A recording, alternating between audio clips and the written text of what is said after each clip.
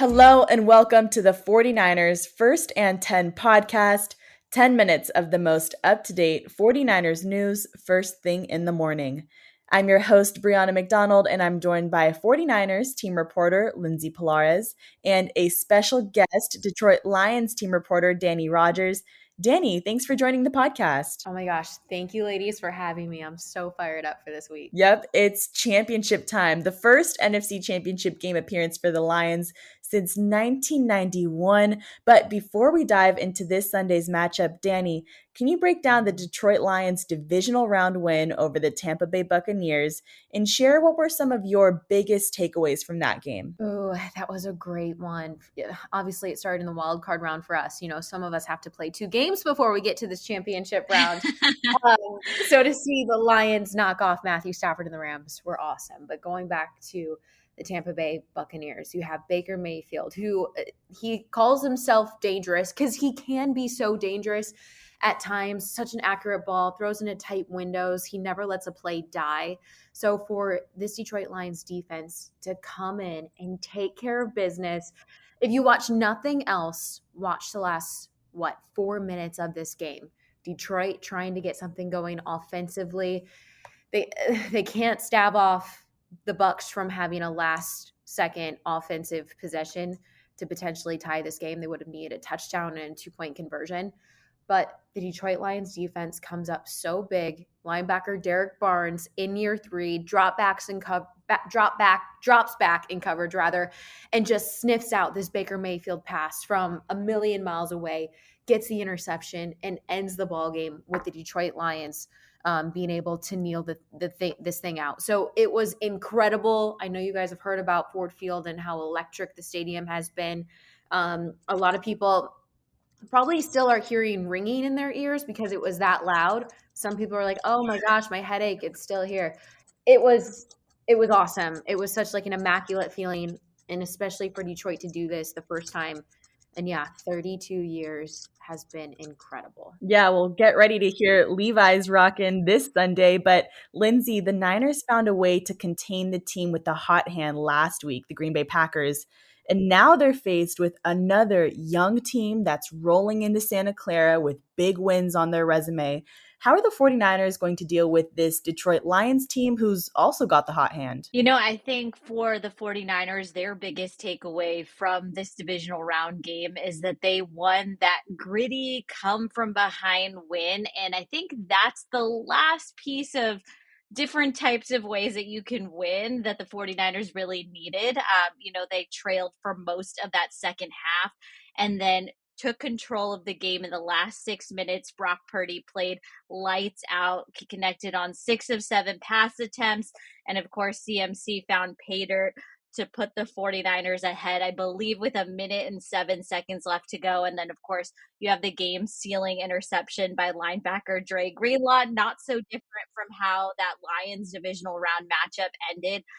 So I think the 49ers are really just focusing on their own momentum, the big takeaway from this last divisional round game. And, they know how to win now when they're coming from behind, when they've got a steady lead. And now it is just about honing in, like you said, on this very, very hot Detroit Lions team that's rolling through Levi's Stadium. Yep, Lindsay, are there any further injury updates coming out of Saturday's game? I know that the latest on wide receiver Deebo Samuel is top of mind for a lot of the faithful. How does his status impact San Francisco's offense? Yes, we will likely know more on Deebo Samuel later today when we hear from head coach Kyle Shanahan. But as of his Monday press conference call, the good news, the silver lining of this all, is that there are no fractures to his shoulder. So this is different than week 6 when he was injured against the Cleveland Browns. And that ended up taking him out for week 6, 7, 8, and also the bye week. But as of Monday, he was in a good amount of pain and soreness. So it didn't really give the team a good opportunity to evaluate what his timeline and availability will be like. Shanahan said that they would have a better idea by Wednesday, and that is also going to affect how the team approaches the game plan, whether they script in Deebo Samuel or not. So we'll wait to see what that picture looks like later today. Yep, thank you for that. And Danny, how's the injury report looking for the Lions following the divisional round? Great question. Offensive line, a little bit banged up. Center was injured, Frank Ragnow, in the divisional round, but he went back in to play every single snap. So I know he's not feeling 100%, but no one is at this time of the year. And then also guard Jonah Jackson was injured in that game. No update whether or not he'll play in this one. Like Lindsay said, we'll know a little bit more later today. And then Brock Wright, tight end, who is just coming back from an injury. He was re-injured. So status is questionable for all those guys. We'll know a little bit more heading into this one, but you're certainly going to probably see some backups in there in the O-line. All right, we'll keep our eyes peeled on the injury report for both teams. But Danny, take us into Detroit. How would you describe the Lions' offensive style of play?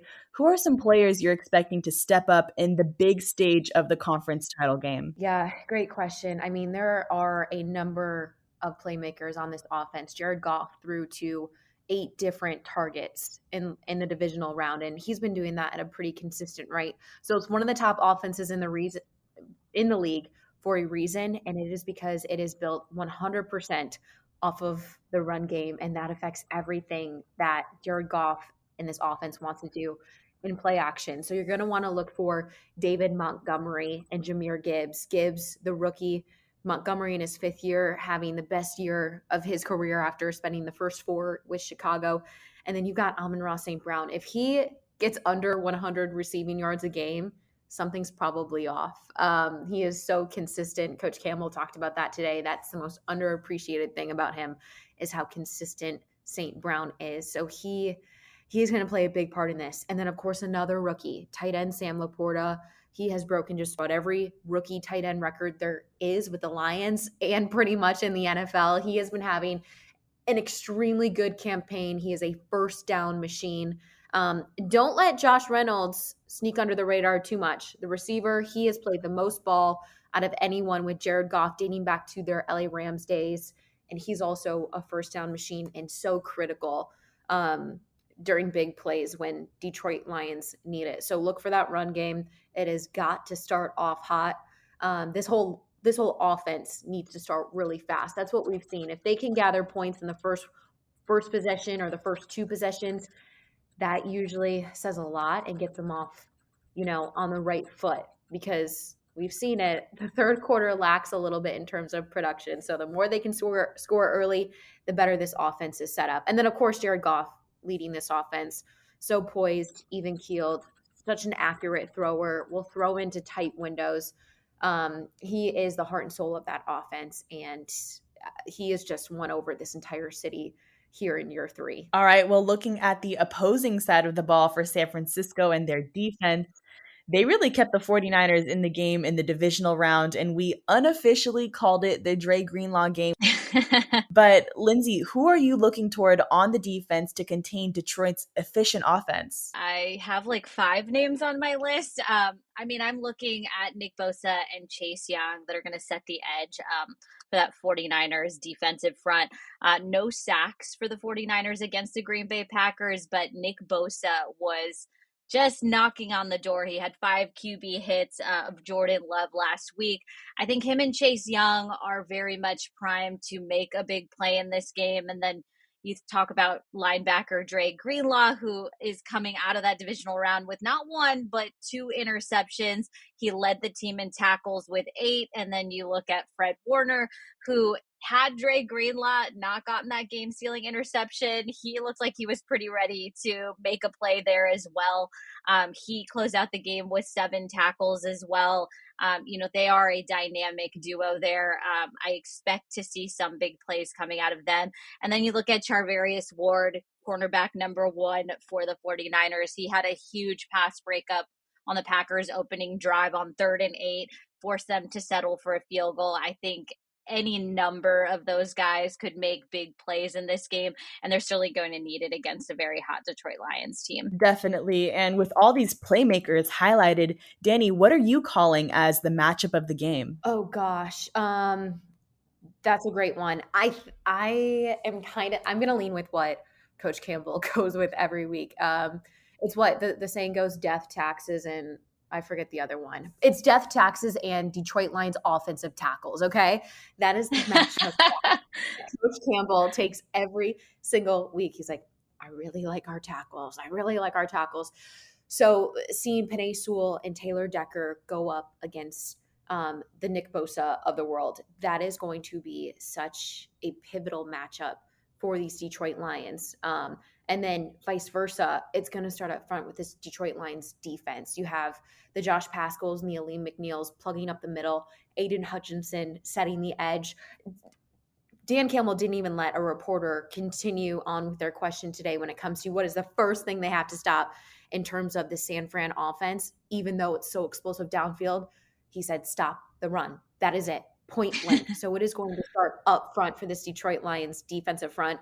And then vice versa on the other side of the ball, like I mentioned, with the tackles going up against Bosa and having to protect Jared Goff. He had a lot of time in the pocket to do whatever he wanted the first 2 rounds, and they are going to need that again from Goff, who is playing very well and taking really good care of the ball as of late. Yeah, if it's one thing for sure, it's a battle in the trenches. But Lindsay, what's your matchup of this game? It's something that Danny mentioned. I think it's going to come down to CMC versus the Lions run defense. Obviously, we all know the impact of Christian McCaffrey.